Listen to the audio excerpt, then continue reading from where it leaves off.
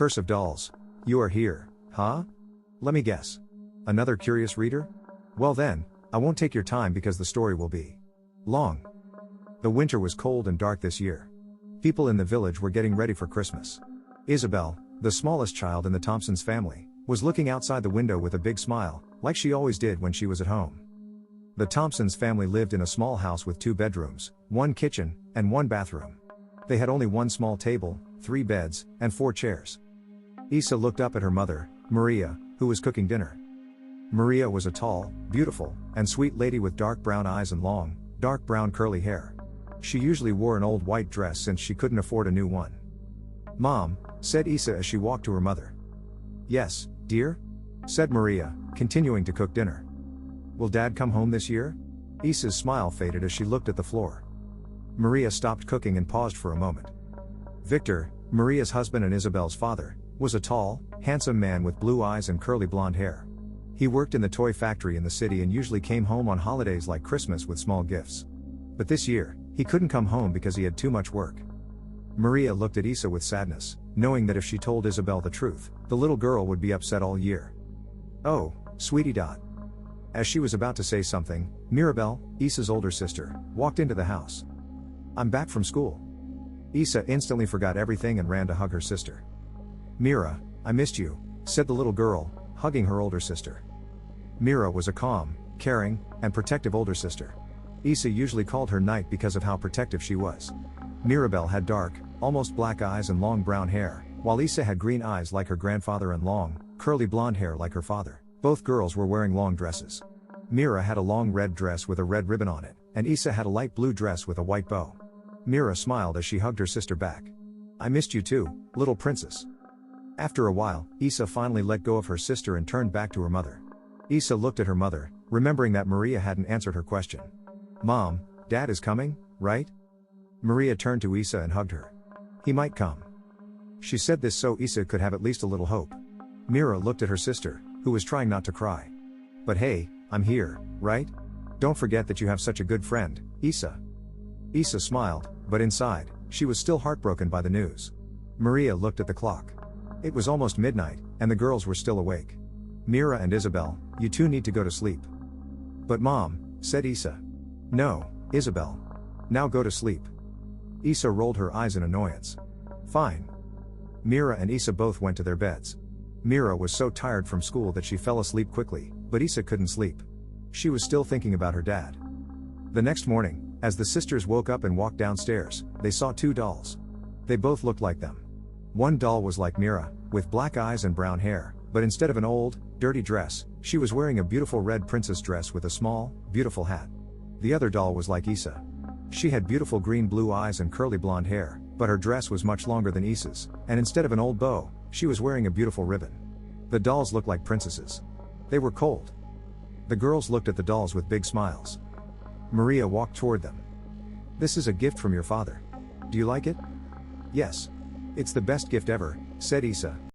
"I wish one day we will be just like those dolls. So beautiful and royal." Mira just nodded in agreement. The girls went to their rooms to play with their new dolls together while Maria went back to her work. Days passed. The cold winter became even colder. Many kids in the village were getting sick, and some were even dying from high fever. Isa caught a cold and was at home, while Mira was trying to take care of her since their mom was out searching for medicine. Isa was shivering from the fever while lying near Mira with her doll. "Mira, do you think I will feel better soon?" Mira, who was holding her sister and trying to warm her, spoke up. "Of course, princess. You'll feel better soon. Just wait, and Mom will come home with medicine." Isa softly but weakly smiled, hugged her doll, and fell asleep in Mira's arms. Mira smiled and fell asleep too. After half an hour, Maria opened the door and ran in. Here is the medicine." Maria rushed toward the girls, who were lying on the bed, asleep. "Girls, wake up." Mira slowly opened her eyes and looked at Isa, who was still asleep. "Isa, wake up. Mom got medicine." Mira held Isa and suddenly realized that she was ice cold and not breathing. "Isa?" Mira started shaking her and screaming, but there was no answer. It was too late. Maria looked at her daughter in fear while Mira was screaming and trying to wake her up. Maria then turned to her mother. "Mom, will she wake up?" Her mother was crying as tears started falling down her beautiful face. "No. But she is safe where she is. In heaven. Mira looked once more at her sister. In her hands, she was holding her doll while still weakly smiling, but her skin was as cold as a doll's, and her eyes were closed. I am sorry, princess. I couldn't protect you from death. Mira took the doll from her sister, and her tears kept falling. A week passed since Isa died. Mira had gone crazy, as her mother said. She didn't go to school or do anything. She just talked to Isa's doll as if it were her, and every time her mother told her that Isabelle was gone, Mira kept saying that she was still alive as a doll. And the worst thing was that she never let anyone take the doll.